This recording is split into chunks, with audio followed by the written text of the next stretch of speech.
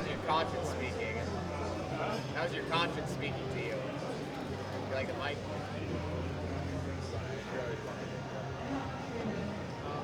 Yeah. I'll do it. Hello, guys. Thanks for coming over here. We had to move it a little bit because we have to go coach our athletes, so it's going to be a little condensed. I think everyone didn't really know the schedule of the time because we didn't know when the events were until like last night. And so we'll make it quick. We'll try to add as much value as we can. Angelo, DiCicco. I've been doing CrossFit for like 13 years. I've coached classes for like 2 or 3 years in there. I have been competing since 2015, and then coaching competitive athletes, kind of under Dom for the last almost 2 years now, and then kind of been somewhat on my own, still obviously taking advice from him and a lot of the other coaches we have at Mayhem. For like the last 6 months, I've kind of started to take on my own athletes, and I'll kind of let him do his own introduction. What's up, guys? Domenic D'Agostino. I work on site with most of the athletes. Angelo does that with me, actually. And then I also work for Mayhem Performance Coaching, so I do a bunch of the remote programming side of things for most of our remote athletes. And then I also work with like Roman and Guy and some of those guys that you see on site. He's with Haley, Austin, and Paige this weekend.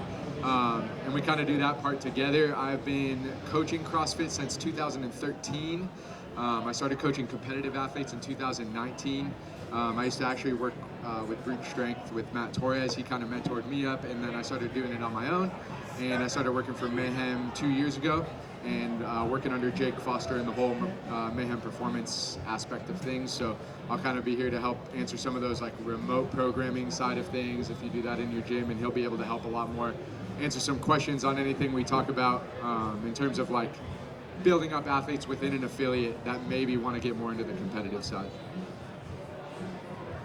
Yeah, so I mean, obviously we're talking about working with competitive athletes. That's kind of like, that's honestly was my dream when I started doing CrossFit. Darren Hunsucker, if you know Mayhem coaches, that's what kind of sparked the interest in me. Like obviously seeing Rich compete was really cool, but kind of seeing what Darren did for him and helping him out was just like really cool to me. And obviously he's my coach as well.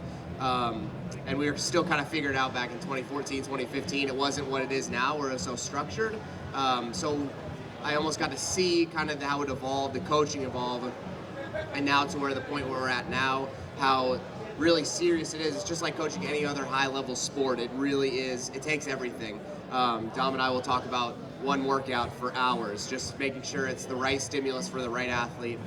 So we try to put as much thought as we can into it, and oftentimes, even this morning, he said, I gotta put my laptop away, I'm gonna start overthinking this too much. I gotta stop, like it's already good. So there's a lot of overthinking that goes on too, and I think that it's just mostly because we're passionate with it. And then I'm sure like everyone here understands that. Like you're just really passionate about something, you wanna give the best value you can and help out your athletes as much as possible. And sometimes we take it a little bit too far, and then maybe we overthink it and stress them out. But then we've got to back up and say like, you know, they're really good. So yeah, working with any competitive athlete, you know, they're all different, but they all kind of they all end up needing the same thing. Like they're all end goal for obviously if you want to be competitive, the end goal is to go to a competition and do well. So when you're taking a broader view at it, when you're thinking about like a year out or 2 years out, or maybe Dom's worked with athletes where he's had like a 3 or 4 year plan. Certain athletes need to start at different spots. Like I can speak for myself, for instance, I always needed strength work. So every time I would get into an off season, I would always focus on strength work. And I think that's really important for almost every athlete getting into competitive fitness. I heard the saying once that CrossFit is a strength sport until you have a base level strength, and then it becomes an aerobic sport. So there's that base level of strength that you need to compete, and I believe most people wanting to get into competitive CrossFit usually struggle with the strength, and once you get to a certain point, then it's all aerobic from there. And that's a little bit easier to build on. The strength takes a lot of time. Dom's worked with a lot of athletes that it takes a long time to build that strength up. And really, I mean, we can see huge leaps and bounds in aerobics work really in 6 months to a year.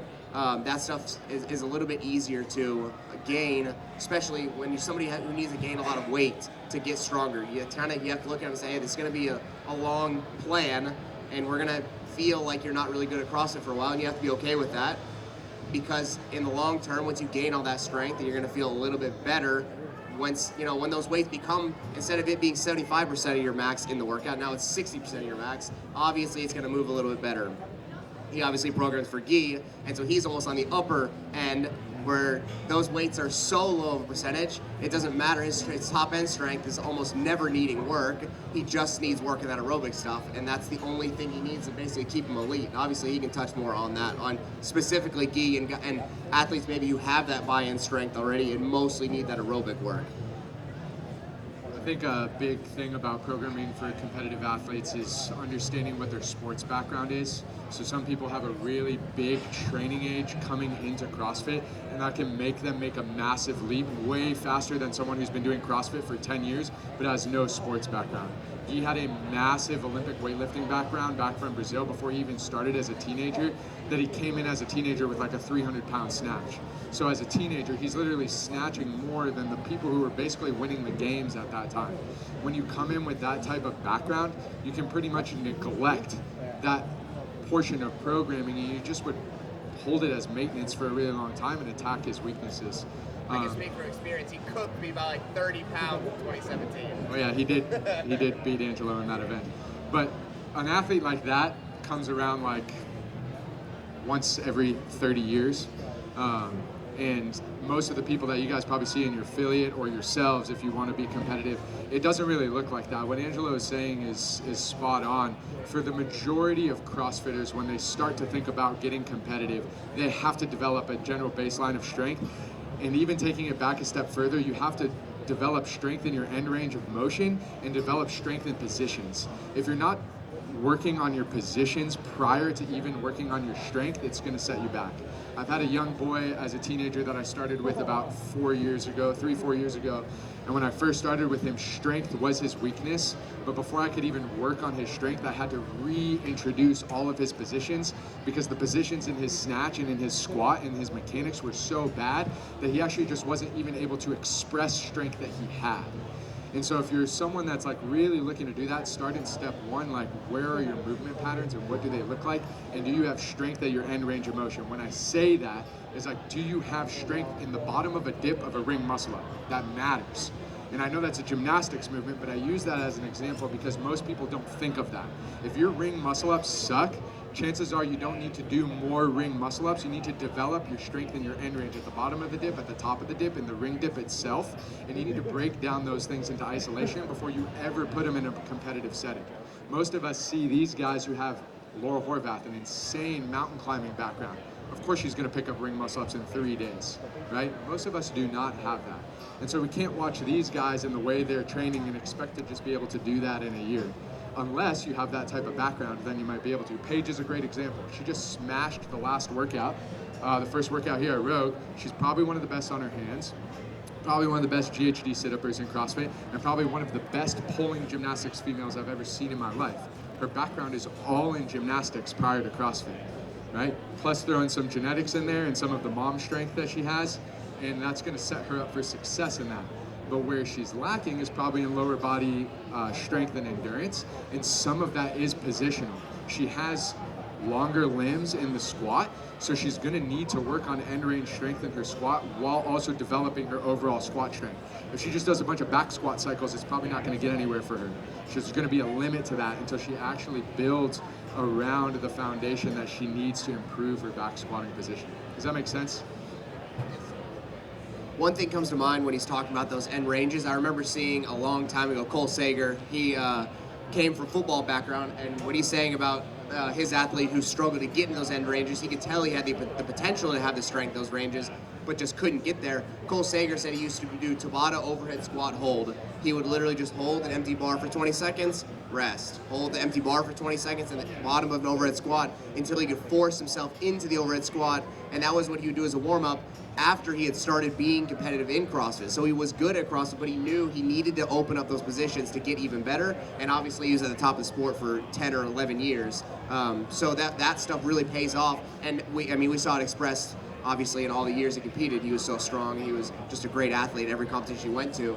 Being able to express the strength, I guess, would be the first spot, and then building the strength, and then looking at the other things that are the nuanced stuff, obviously gymnastics and aerobic work.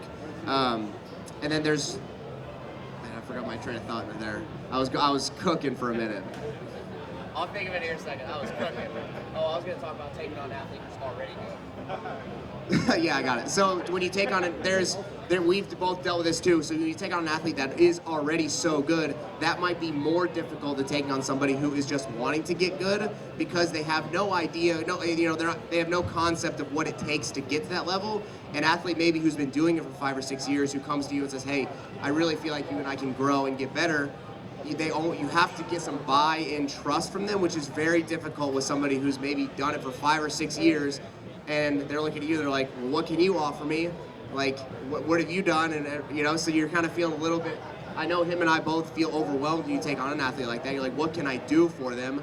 And it's really just taking them back and going through. I've done this with a couple athletes lately. Let's go back and let's look at the last few competitions you've done, and let's see what are the limiters, and let's talk about those, because on paper those limiters may look like, oh, there's a workout and had a lot of ring muscle ups in it and you did poorly in it, but you're like, no, my ring muscle ups are fine. I didn't think about having, I needed a riser. I didn't get the riser out, and then it was over at my start mat. I didn't have time to go get it, so I was having to jump way too high and the rings were swinging. There's a lot of those nuanced things to have conversations with those athletes. Say, okay, well, maybe it isn't your ring muscle ups. Because if you're not having those open dialogue conversations with your athlete, then you are missing an opportunity to actually get good at the things they need to get better at.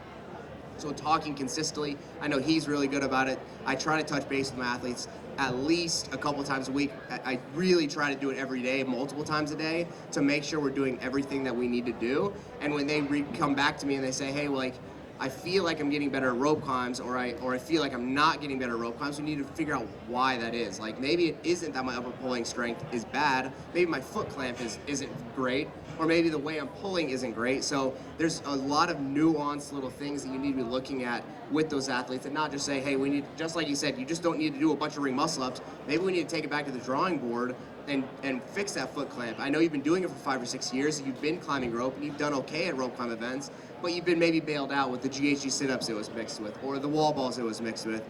So like, what if we see a rope climb workout where, hey, there's a big chunk of 15, let's say. How are you gonna figure that out? We wanna figure that out in training before we get on the competition floor. We wanna make sure that foot clamp is good. We wanna make sure we're leaning back and then pulling with the arms, instead of inchworming our way up and using a lot of bicep. And that's like one little example, but try to do that for every single movement. So there's a lot to it, and then get them as prepared for the competition that they're going into as well. You want to talk about maybe competition prep, actually? I would also add to identifying an athlete's limiters is probably the biggest thing I look for when I'm doing programming. So the first thing we're going to do whenever I take on any type of athlete, especially if I don't know them well, is I'm going to actually put them through a testing phase. And this testing phase is actually going to test energy systems. We will test specific movements, but really the goal is to test energy systems. So one of the things I think a lot of people miss in programming is when I'm programming for something like Rogue, I'm not trying to guess the workouts when I'm programming. I'm trying to train specific energy systems that show up the most at Rogue. One of those would be strength for here. That is different at the CrossFit Games. At the CrossFit Games, strength is tested, but it is not the most important limiter. Strength athletes always do better at Rogue because the programming is a little more biased to that energy system. So if you're going into Rogue and you're not doing a strength phase, you're not preparing appropriately for the competition. You don't have to worry about guessing specific movements exactly if you can use the broad general energy system to identify where the limiter is at. And that's a really hard thing for high competitive athletes who come in, is to change their focus, because old CrossFit methodology thought used to be like, I need to do constantly varied stuff and I need to do it every single day, and I need to be doing every CrossFit movement I can think of, I need to have a list of so I can hit the appropriate volume of that movement every single week. You can eliminate that headache by just focusing on energy systems and trusting transfer. Transfer is the key to programming. You can use accessory work that does not damage your body as much as a high intensity Metcon and even interval work, and use that to transition into workouts like this with higher skills, right? So here's a good example, the log muscle up. If I have someone that really struggles with a log muscle up, it is incredible, could do 30 unbroken bar muscle ups. They need to work on movement efficiency, they need to move on straight arm lat pulling strength, and then they also need to work on that energy system under specific limiters like shoulder fatigue. You need to isolate those things and do them on their own before an athlete ever just does it in a Metcon. You also don't do a Metcon before you practice that. You do it at first, and then you do your Metcon for your aerobic training, right? Or aerobic endurance, or muscular endurance, or whatever energy system you're working on. So what you need to do as a coach or as an athlete, if you're coaching yourself, you need to identify your limiters. If you're not identifying your limiters prior to writing out your training and you're just trying to do all the things that you see in a competition, you're never gonna get better. You're just gonna keep having these massive holes. Find your holes, find your strengths. That does not mean that you neglect the things you're good at. It just means that you take your limiters and you're trying to rise them up to this middle ground so that instead of taking a last place, you can take like a 15th or a 14th. That's really the goal of training limiters. Now, those things start first in isolation, then you pair them in an aerobic fatigued state, and then the last thing you would do is you would put them in a competition setting and start to work on that. As you work on them in a competition setting, then you can start to identify pairing or movement limiters that go together. For example, if you do a wall ball and a handstand push-up, raise your hand if you've ever done that. Wall ball and handstand push-up together. No? Yes, good. If you do wall ball and handstand push-up together, how hard is the wall ball? It's crazy. And then how hard does the handstand push-up get?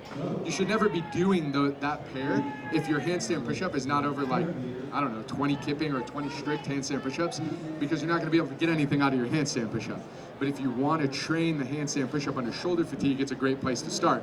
And then you can go handstand walk and handstand push-up, or wall ball, handstand walk, and handstand push-up. That's stuff that Romans and Gees and the Haleys and the Pages do in their training, because now we're trying to identify combo limiters. Does that make sense? So for our lower level guys, you start in isolation. Then the next step would be do it under aerobic fatigue with a machine or with a double under or with a burpee, things that don't muscularly fatigue you as much. And then you would finish at the highest level by actually starting to put those in competition settings.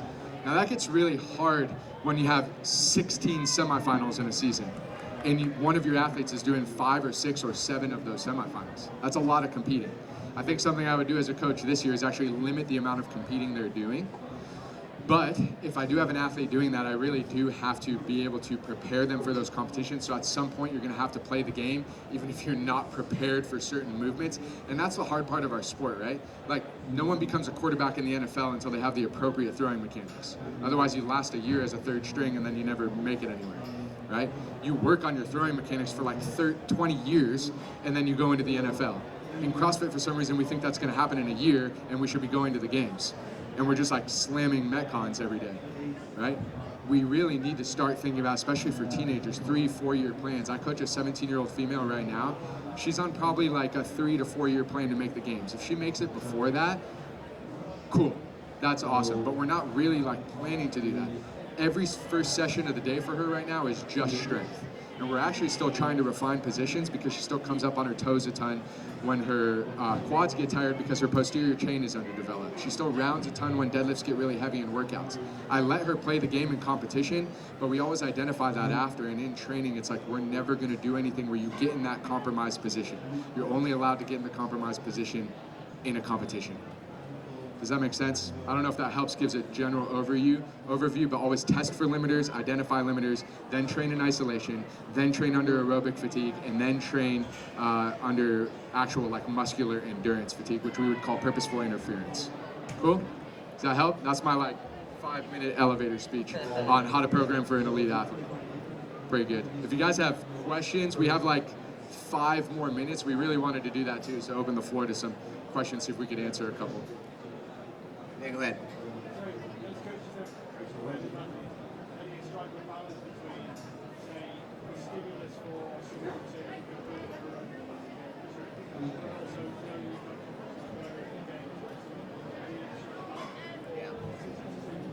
Yeah, I think it's like you said, it's really hard. It's very difficult, obviously. You have to find blocks.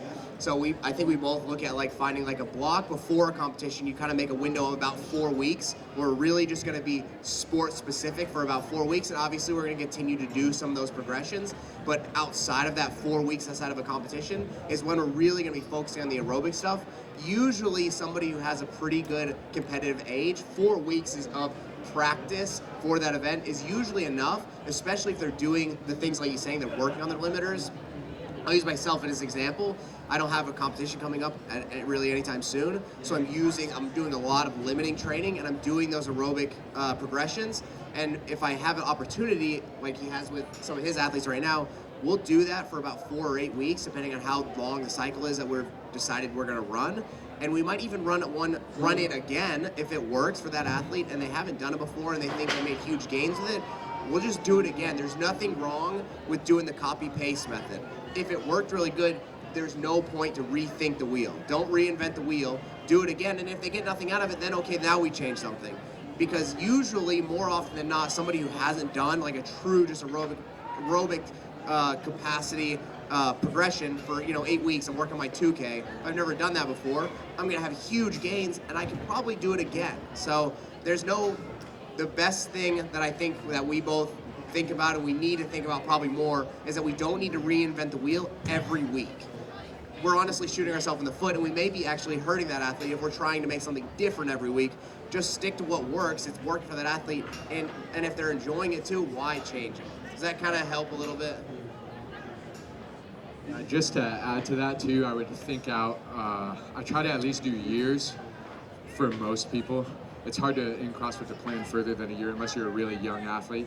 Like I do have some younger teenage athletes where like we set a goal to win the teenage games in 2 years when I started with her.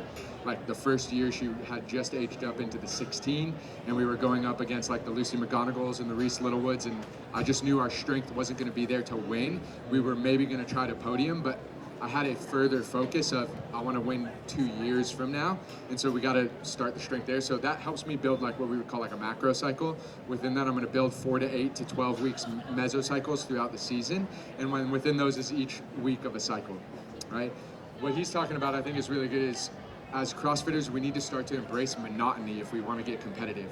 If we can't embrace monotony, you will not get better. You have to row on the same day every week for a year, and you'll probably get better at rowing, but don't just row a 5K all out every single day for a year.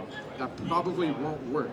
You actually need to identify, again, what energy system are you trying to work on?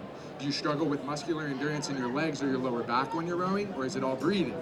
Is it under 500 meters where you get smoked in workouts, or is it when a workout buys in with a 2,000 meter row? Or is it a workout like that started the CrossFit Games this year where it's a run, row, run, that's an hour-long workout? Which one of those is the main limiter? Maybe it's a couple of those, and so you'd have 2 days a week as a second session, one working on a longer aerobic time frame and one working on the sprint time frame.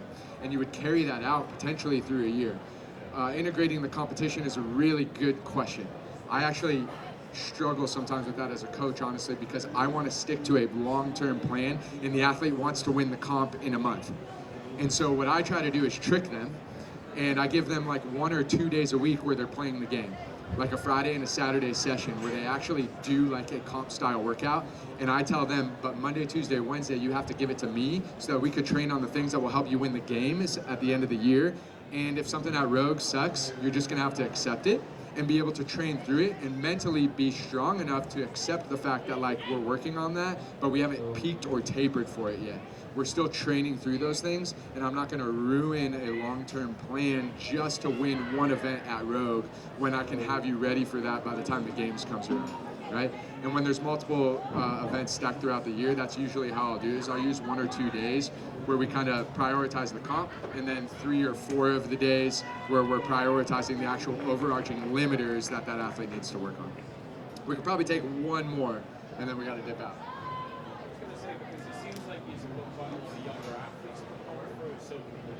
Ideally, do you use the younger athletes together and get them to like have a money system which will allow them to stay accountable to one another, or do you segregate them on their own and just maybe focus on individual goals? Yeah, so not all our athletes are on site. So most of my athletes that I coach are actually like remote. I do have on-site athletes, obviously, and we have a group that works out consistently. Most of those guys in the off-season will do their own programming. Now, they all come in at the same time, which helps. And then as we get closer to our main comp, so let's say we have like 5 people doing Rogue, we'll have a couple weekends where we do the same workouts like all together and push each other, but it's not something we do every single day.